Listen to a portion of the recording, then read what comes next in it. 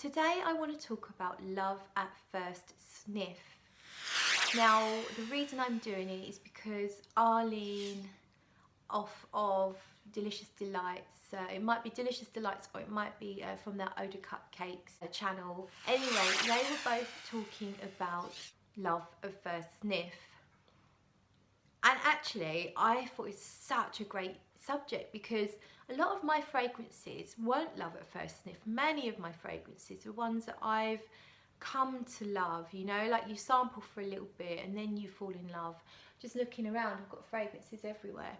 Many of them are where I really liked them and then suddenly something clicked and then I fell in love. They were kind of more like a natural, your everyday kind of love story. Sometimes it can be a lust and a flash in the pan, and sometimes it can be everlasting. And I think that I have a mixture here, actually, for what I'm going to show you. I'm going to talk about a fragrance that I don't now have in my collection. And it goes back to before I actually really got into fragrances. So before I became a frag head, I didn't know I was a frag head. So I've always been a frag head, I just didn't know it. And I used to sniff everything every time I went into Boots or Superdrug or an airport. I'd go to duty free and I'd sniff everything that I've never smelt before. And I've always done it probably since I was a teenager, early teens. I've always done that. So I was always a frag head. And I only ever owned 1, 2, 3 bottles of perfume at a time. A, because I thought that they would go off. And B, because I didn't really fall in love with many fragrances. The everyday designers that were available didn't grab me very often at all. One of those fragrances that did grab me, and I got through several bottles, was by Clarins, and it's called Eau de Chardin.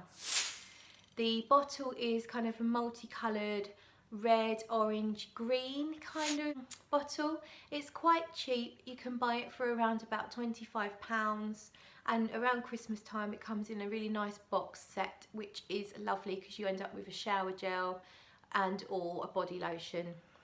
Basically it's very citrus fruity with some grapefruits and a little touch of florals, but it's more about the fresh fruits.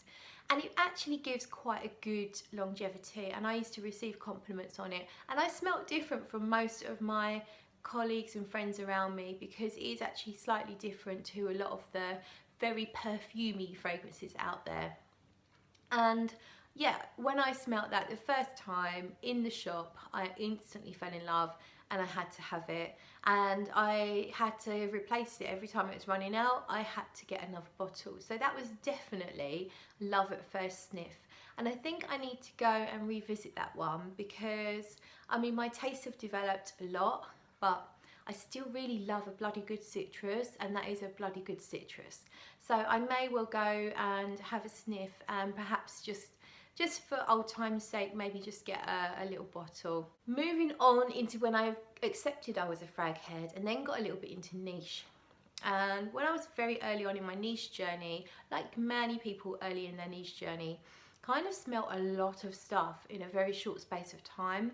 I did a lot of blind buying on decants, didn't really know what notes were the notes that I most loved. I was still exploring all of that.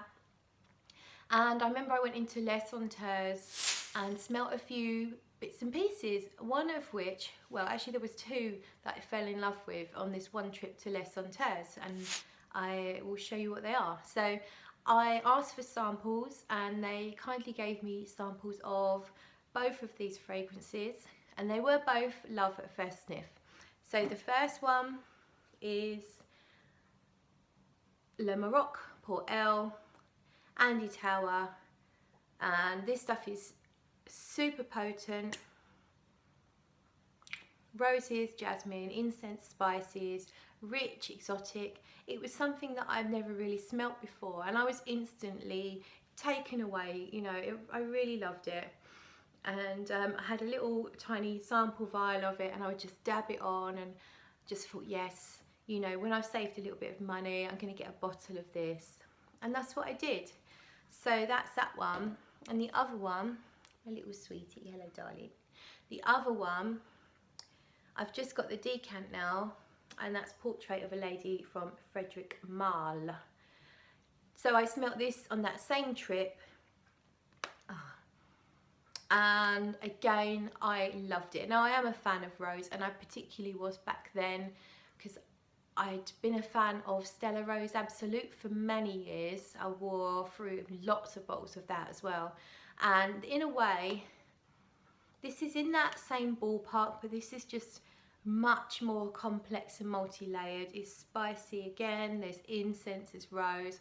I get a tiny bit of vanilla in the dry down. It is just beautiful, so potent, it's so potent. That is going to last me ages.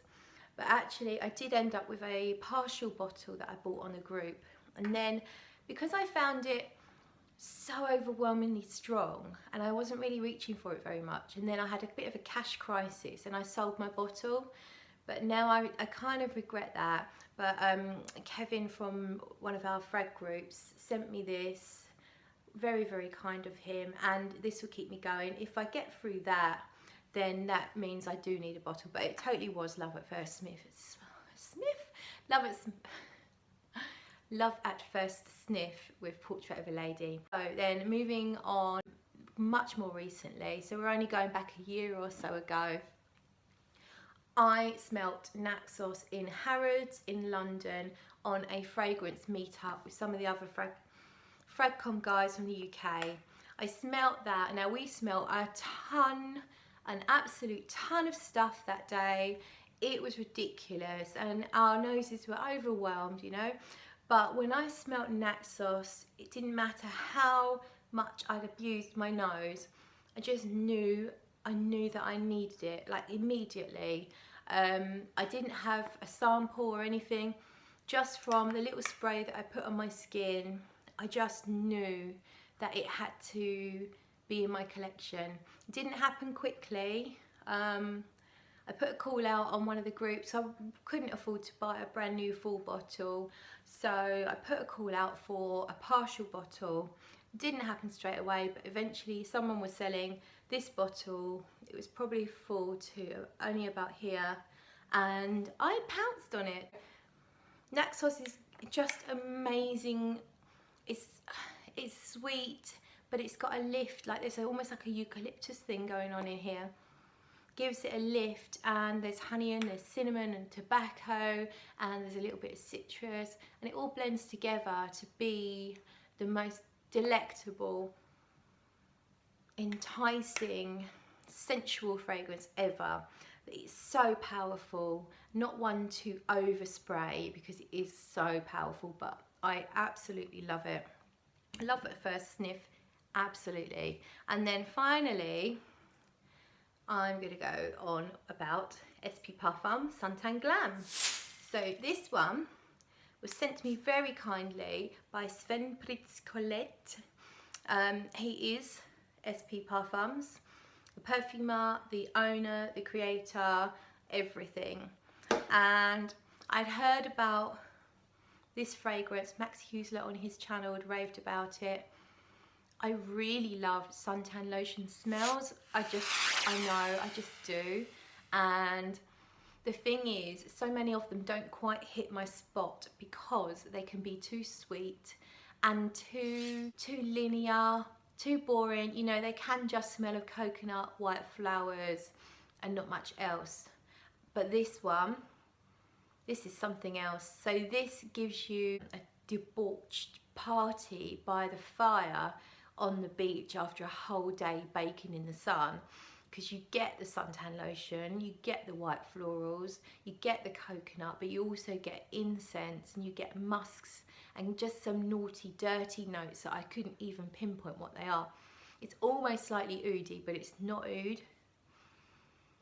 It is sexy and comforting at the same time. The second I smelled it, I felt head over heels in love, and I'm not joking. I'm not saying it because I got the bottle for free.